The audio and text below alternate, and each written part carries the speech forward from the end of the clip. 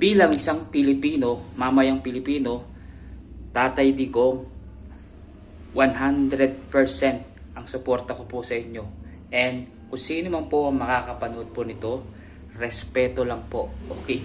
Ayun po yung paniniwala ko bilang isang Pilipino. And I believe sa kakayahan po ni Duterte. Kasi na-experience ko bilang isang Pilipino kung ano yung mga ginawa niya sa bansang Pilipinas. At alam ko, ginawa niya yung part niya bilang isang presidente.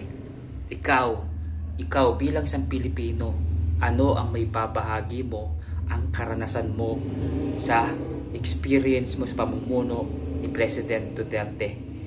Sigurado relate ka sa sinasabi ko.